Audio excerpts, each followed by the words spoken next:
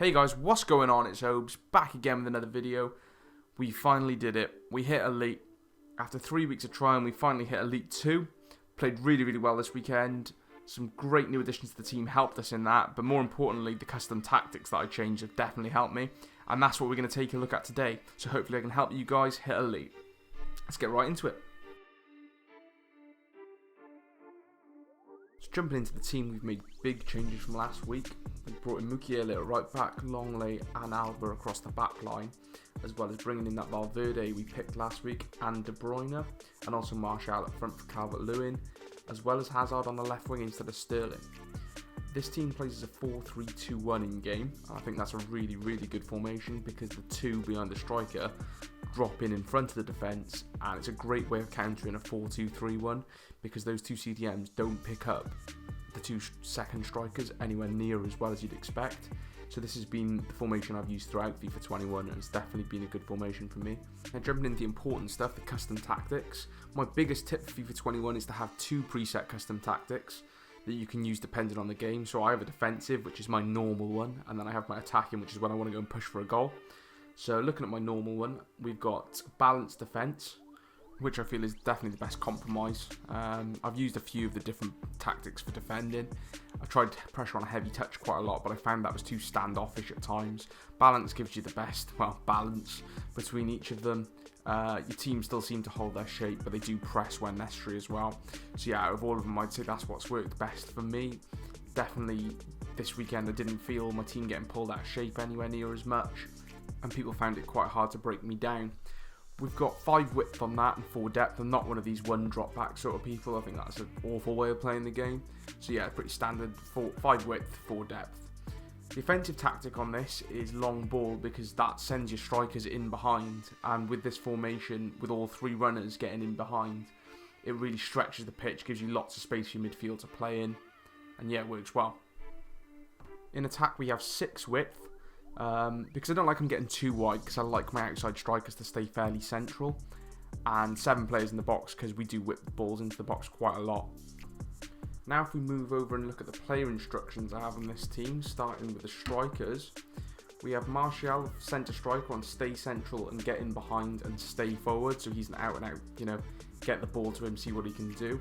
Both outside strikers are on balanced width, get in behind, aggressive interceptions.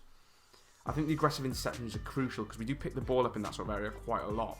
Looking at Valverde, the centre mid, I like to have him on stay back while attacking, stick to position, and one of the most important ones is cover centre, so he really acts as that anchor.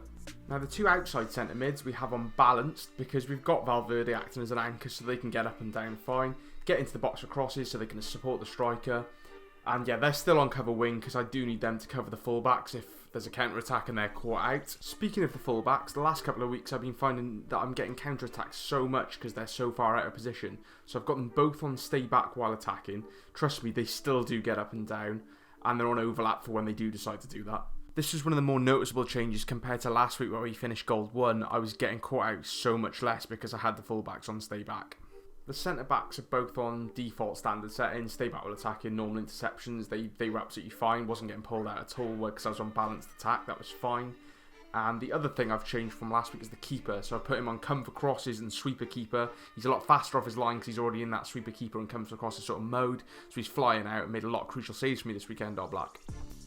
Now moving on to look at the attacking tactic I have, I'd use this maybe 10 minutes per half or whenever I was desperate for a goal, because it is on constant pressure, which does drain your fitness quite a lot. You can't have this on all game, otherwise by the 70th minute your team will be finished. But to put on for a couple of minutes per half, as I said, it definitely kills teams, and you can get a couple of quick goals ahead, and hopefully the rage quit is there already then. So we have constant pressure, as I said, 6 width and 9 depth. I know that can be scary to a lot of people, but pushing them right up the pitch compacts the pitch and really makes it difficult for the opposition to play out. You can nick the ball high up the pitch and get through on goal. In attack we have fast build up, which is pretty self-explanatory. Can get up the pitch nice and quickly when we do win it back.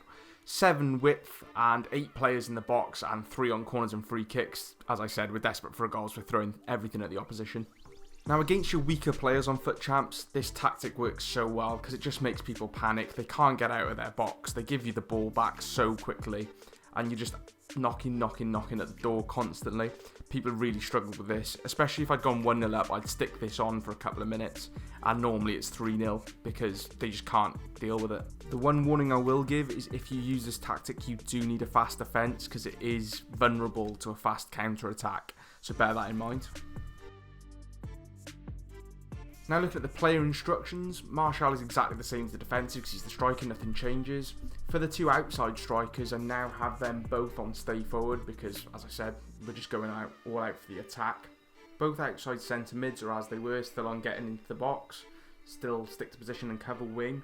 The main difference in midfield is Valverde is no longer on stay back. He's still on cover centre because that's crucial, but he can get up as well.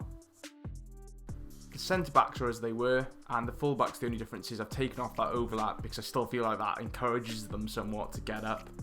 And the keeper is again as he was. This tactic, as I said, does drain energy quite a lot, so use it sparingly.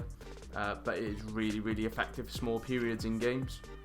So now, guys, we're going to look at my red picks from this weekend. I'm not going to open the Team of the Week pack. I'm going to save that till next week.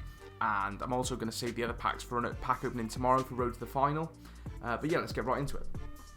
There we have it, guys. Elite 2 secured.